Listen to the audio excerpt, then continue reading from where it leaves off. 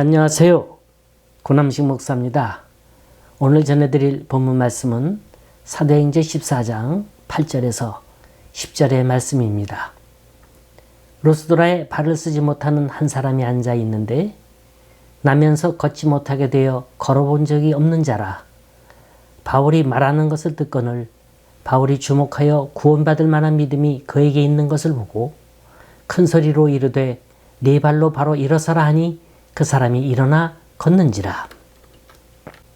오늘 본문은 이고니온에서 탈출한 바울 일행이 루스드라에서 안진뱅이를 일으키는 기적을 행한 것에 대해서 기록하고 있습니다. 특히 주목할 만한 건 사도 바울은 피시디아 안디옥과 이고니온에선 유대인의 회당에서 말씀을 전했지만 루스드라에선 회당에서 말씀을 전하지 않았고 개방된 광장에서 말씀을 전한 것 같아요. 사도행전을 기록한 누가는 회당을 상당히 좋아했기 때문에 바울이 회당에서 말씀을 전했다고 한다면 반드시 회당이라고 언급했을 겁니다. 그런데 오늘 본문에선 회당이란 말을 언급하지 않고 있습니다. 이 말은 성령의 역사가 복음의 불모지대로 이방인에게로 한층 다가갔다는 얘기입니다. 당시 루스드라는 도시는 이고니온에서 남쪽으로 약 36km 떨어진 곳에 위치하고 있었어요. 이 도시는 로마 황제 아우구스투스가 기원전 26년경에 전략적 요충지로 세운 도시입니다. 당시 주변 지역에서 출몰하던 피시디아 토착민들을 감시하려는 목적으로 세운 도시라 그래요. 또한 이 도시는 바울의 신앙의 아들인 디모데의 고향으로 알려져 있습니다. 여기 보면 나면서부터 안진뱅이였던 사람이 나와요. 이 안진뱅이가 일어난 사건은 사도행전 3장에도 나타나지만 여기 나타난 사람과 비교해 보면 큰 차이가 있음을 발견할 수 있습니다. 사도행전 3장은 베드로가 성전 민문에 구걸했던 사람을 보고 일으켜 세운 것이고 여기 본문에 나타난 안진뱅이는 구걸한 게 아니고 바울의 말씀을 들으러 왔다는 겁니다. 이건 그 기본적인 목적 자체부터가 틀린 거예요. 분명히 이 글을 기록한 사도행전 저자 누가는 이 안진뱅이가 구원받을 만한 믿음이 있다고 했습니다. 과연 그게 뭘까요? 어떤 게 구원받을 만한 믿음입니까? 자, 8절을 자세히 보세요. 뭔가 눈에 딱 들어오는 것 없습니까? 힌트로 바울에게 치유받은 안진뱅이에 대한 묘사예요. 문학적으로 말한다면 강조법이에요. 반복적으로 걸을 수 없다는 걸 얘기하고 있습니다. 발을 쓰지 못하는 사람, 안진뱅이, 걸어본 적이 없는 자. 그 말이 그 말이에요. 이렇게 그 사람의 상태를 반복적으로 소개하며 강조하는 건 이후에 일어날 바울의 치유의 기적을 보다 인상 깊게 강조하기 위함인 겁니다. 9절에서 바울이 말하는 것을 듣거늘 바울이 주목하여 구원받을 만한 믿음이 그에게 있는 걸 보았다 하는 표현은 치료의 조건으로 신앙이 있어야 한다는 거예요. 믿음이 있어야 한다는 거예요. 그걸 강조하고 있는 겁니다. 우리가 신앙생활을 하는 데 있어서 가장 중요한 물음은 당신은 과연 믿음이 어느 정도 있느냐 하는 겁니다. 믿음 없는 사람 하나도 없어요. 다 나름대로 저마다의 믿음을 갖고 있습니다. 그런데 이 믿음에는 긍정적인 믿음이 있고 부정적인 믿음이 있어요. 성경이 분류하고 있는 믿음 중엔 염려하는 믿음, 의심하는 믿음, 행함이 없는 믿음, 이런 믿음들은 모두가 다 부정적인 믿음들입니다. 자꾸만 불행하다고 믿으면 정말로 불행해지는 거예요. 망한다고 믿으면 정말 망하고 못한다고 믿으면 정말 못하고 마는 거예요. 따라서 긍정적인 믿음을 가져야 하는 겁니다. 믿음이 크면 하나님께서 크게 역사하세요. 축복받을 만한 믿음이 있으면 축복받는 거예요. 행복할 만한 믿음이 있으면 행복하게 되는 거예요. 아주 단순한 겁니다. 천국 갈 만한 믿음이 있으면 천국 갑니다. 다른 사람을 원망하고 불평할 필요 하나도 없는 거예요. 문제는 내 마음속에 믿음이 있느냐 하는 겁니다. 내게 믿음이 있으면 하나님은 그 믿음을 통해서 역사하시는 거예요. 주님은 겨자씨 안 할 만한 믿음이 있어도 산을 옮긴다 그랬어요. 자, 그럼 긍정적인 믿음이 어떤 거냐? 열매 맺는 믿음, 온전한 믿음, 부유케 하는 믿음, 보배로운 믿음, 거룩케 하는 믿음, 이런 것들이 구원받는 믿음인 거예요. 자, 그 예로 오늘 본문에 나오는 안증뱅이를 봅니다. 여기 보면 구원받을 만한 믿음을 세 가지로 분류하고 있어요. 첫째, 바울이 말하는 것을 듣거늘 이라 그랬습니다. 둘째, 구원받을 만한 믿음이 있는 걸 보고, 셋째, 네 발로 바로 일어서라 하니 그 사람이 뛰어 걷는지라. 자, 구원받는 믿음의 첫 번째 조건은 말씀을 들어야 한다는 겁니다. 기억하실 거예요. 로마서 10장 17절에 보면 그러므로 믿음은 들음에서 나며 들음은 그리스도의 말씀으로 말미암았느니라 했습니다. 그러므로 말씀을 자꾸 들어야 하는 거예요. 여기 나오는 안증뱅이는 말씀을 들었다고 했습니다. 만일 그 장소가 유대인의 회당이라면 그 말씀을 들을 수 있었을까요? 사람이 많아 들어갈 수 없을 뿐더러 혹 회당까지 갔다 할지라도 과연 움직이지 못하는 신체 장애자를 누가 들어서 옮길 수 있겠습니까? 다행히도 바울 일행이 복음을 전한 건 사람들이 많이 모이는 광장이었어요. 이 광장에 안증뱅이가 우연히 있었다? 천만에. 성령께서 그를 그 자리로 인도하신 거예요.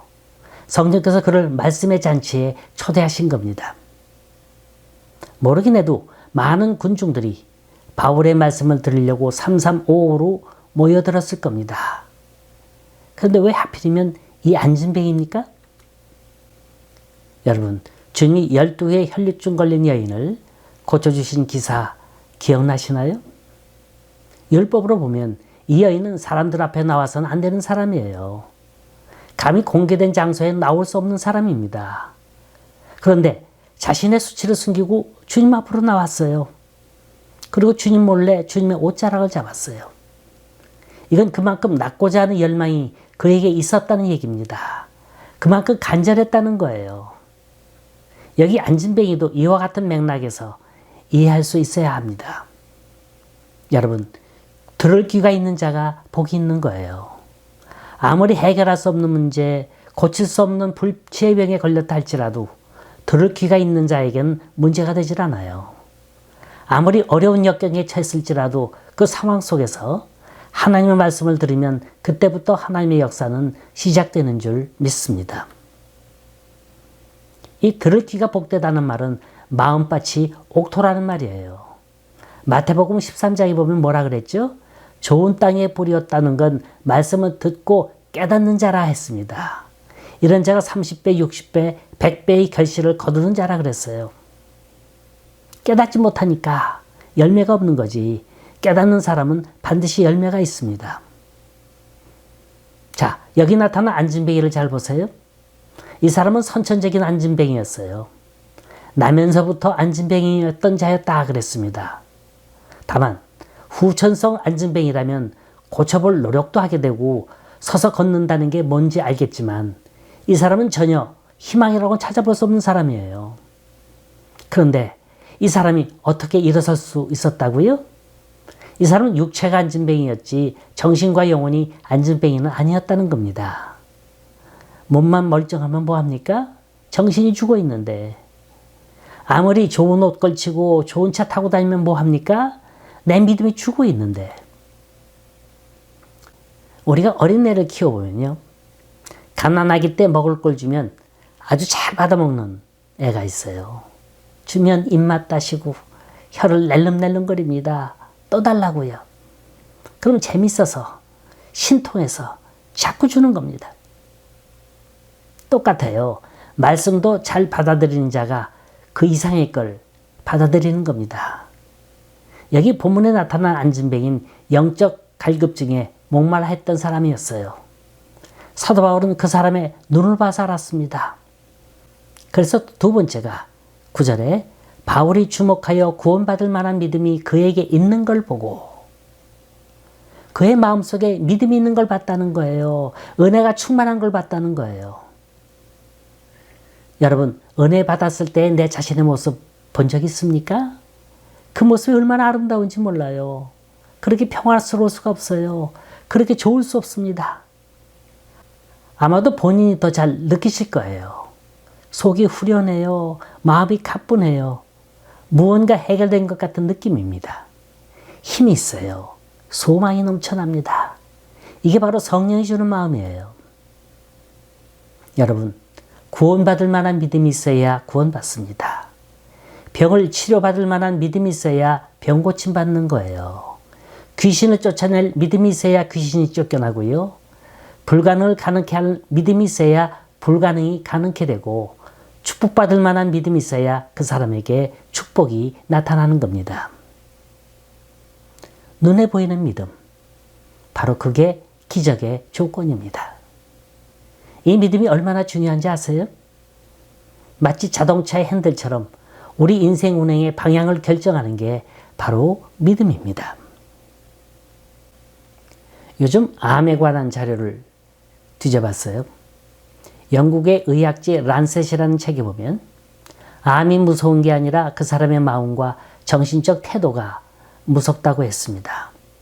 그들이 조사한 바에 의하면 정신적 태도와 마음의 자세가 육체의 건강에 영향을 미치고 있다는 겁니다. 그 예로 유방암 절제 수술을 받은 환자 50명을 대상으로 수술 후에 그들의 상태를 관찰했습니다. 그랬더니 수술이 끝난 후에 자신이 살 거라고 믿고 마음의 평강을 갖고 긍정적인 태도를 가진 사람은 70%가 10년 이상을 살았습니다. 그런데 수술을 받았음에도 불구하고 금방 죽을 거라고 자포자기한 사람들은 80%가 10년도 못 돼서 죽고 말았습니다. 똑같은 환경이었지만 긍정적인 태도를 가진 사람은 건강을 유지하고 장수했지만, 부정적인 태도를 갖고 자포자기한 사람은 세상을 일찍 떠나는 결과를 가져왔습니다. 왜 많은 사람들이 불행하게 삽니까? 왜 성공하지 못하는 겁니까? 왜 꿈을 달성하지 못합니까? 믿음이 없기 때문에 그런 거예요. 믿음이 없기 때문에, 자신이 없기 때문에 꿈도 희망도 상실하고 만 겁니다. 걱정, 근심, 무거운 짐 없는 사람 누군가, 부질없이 낙심 말고 기도드려 고하세. 여러분, 이거 알아두세요. 우리가 포기하면 하나님도 포기하십니다. 그러나 우리가 끝까지 하나님께 매달리고 기도하면 야곱이 약복강 나루터에서 천사와 씨름했던 것처럼 분명 곧 끈기와 인내의 보답이 주어질 줄 믿으시기 바랍니다. 성경 말씀엔 분명히 구원받을 만한 믿음은 눈에 보인다고 했습니다. 눈에 보이지 않는 믿음은 아무리 갖고 있어봐야 그 믿음 속엔 역사도 기적도 없는 겁니다. 세 번째는 네 발로 일어서라 하니 그 사람이 뛰어 걷는지라. 바울은 소곤소곤하게 작은 소리로 말한 게 아니라 모든 사람이 들을 수 있게 큰 소리로 외쳤어요. 네 발로 바로 일어서라. 한 번도 걸어본 적도 없고 일어서 본 적도 없는 사람입니다. 그 사람을 향해서 자신 있게 일어서라는 거예요. 이게 상식적으로 납득이 될 수 있는 말입니까? 뭘 믿고 바울은 이렇게 자신 있게 말할 수 있었을까요? 한국의 유명한 소설가 이목인 씨의 간증문을 읽어봤습니다. 이분에게 스트로크가 왔어요. 뇌에 출혈이 와서 손발 하나도 쓸 수 없는 마비 상태가 됐습니다. 그래서 그 소문을 듣고 당시 온누리교회 하영조 목사님과 남서울교회 홍정길 목사님이 신방을 갔대요. 가보니까 뜻밖에도 앉아서 과일을 깎고 있더라는 겁니다. 아니, 임 선생님, 이게 웬일입니까? 이분이 자초지종을 들려주는데 이분이 아프다고 하니까 수많은 사람들이 기도해 주러 왔답니다. 한 번은 신유의 은사가 있는 같은 또래의 친구가 왔는데 잠깐 기도하더니 오기나 일어나라 그러더래요. 처음엔 이 말을 듣고 굉장히 화가 났답니다. 아니, 네가 능력이 있으면 있지. 와서 기도도 안 해주고 대뜸 일어나라 그러니 얼마나 화가 날 거예요. 그러다 아니지. 그렇게 화만 낼 게 아니지. 믿져야 본전 아닌가. 사도행전 3장에 보면 베드로가 성전 미문에 앉은 거렁뱅이를 일으켰는데 이 사람도 일어났는데 나라고 못 일어날 것인가? 그래서 스스로 외치기를 나사렛 예수의 이름으로 명하노니 일어나 걸어라. 그랬대요. 그러면서 손을 휘저으니 손이 움직였습니다. 너무 놀라서 반대편 손도 움직여봤더니 그 손이 움직여지더래요. 그 친구가 계속해서 일어나 벽을 짚으라 그러더래요. 그래서 벽을 짚었습니다. 또 돌아라 명해서 또 돌았습니다. 손 떼고 돌라 해서 그렇게 했어요. 그때 거기 같이 병원하던 대학생 자매가 있었는데 너무 놀라가지고 악 하고 소리를 너무 좋아하더라는 거예요. 모든 흥분이 가라앉힌 다음 이목인 씨가 그 친구에게 물어봤습니다. 왜 그렇게 들어오자마자 일어나라 그랬니? 했더니 이분이 하는 말이 내가 들어와서 기도했더니 네가 일어나는 환상을 잠시 보여주시더라는 겁니다. 하나님이 너를 일으켜 주신다는 확신이 들어서 그렇게 했다는 거예요. 자, 사도 바울이 이 안진뱅이를 본 것도 이와 비슷한 사연이 있었으리라 봅니다.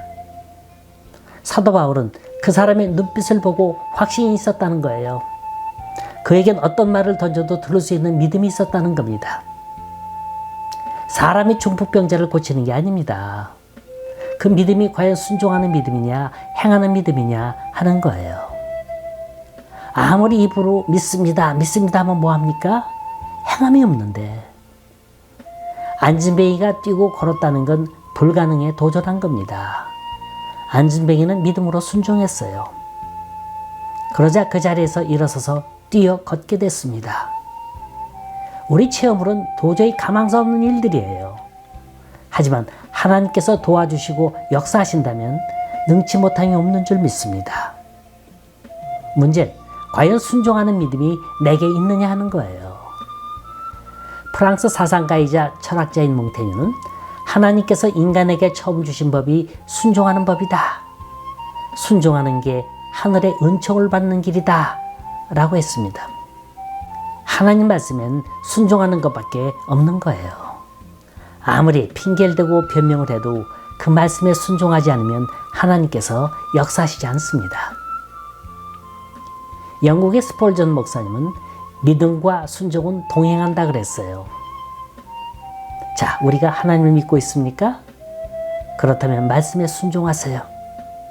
하나님 말씀에 순종하는 사람은 자연적으로 믿음을 갖게 됩니다. 말씀, 믿음, 순종 다 같은 한 연결고리예요. 이 중 하나만 빠져도 다 헛것이 되고 마는 거예요. 흔히들 실패하는 사람은 똑똑하지 않아서 실패하는 게 아니라 행동으로 옮기지 않아서 그런 겁니다. 믿음은 행동으로 옮기는 거예요. 믿음은 순종입니다. 자, 마지막으로 구원받는 믿음 가운데 빼놓을 수 없는 아주 중요한 부분이 있습니다. 그건 포기하지 않는 믿음이에요. 끝까지 붙잡는 거예요. 내게 복 주시지 아니하시면 결코 난 놓지 않겠노라고 하는 야곱과 같은 끈기가 있어야 하는 겁니다. 정리해드리면 구원은 전체적인 것들이에요. 병든 자가 고침받는 것도 구원이요. 가난한 사람이 부하게 되는 것도 구원이요. 문제 해결받는 것도 구원이요. 어려운 문제 속에서 도움을 받는 것도 구원이요. 인간 생활의 모든 역경과 환난을 변화시키는 것도 구원입니다. 구원은 한 가지가 아니라 하나님의 도움을 받고 깨달아 새 사람이 되는 그 모든 것들이 다 구원의 요소들인 거예요. 구원이란 구원받을 만한 믿음이 있어야 합니다. 그러기 위해서 하나님 말씀에 시시때때로 귀를 기울이세요. 그리고 순종으로 행동으로 옮기세요. 정말로 우리의 모든 걸 다해 신령과 진정으로 주님을 섬길 때 하나님은 분명코 우리의 구체적인 삶을 인도해 주실 줄 믿으시기 바랍니다.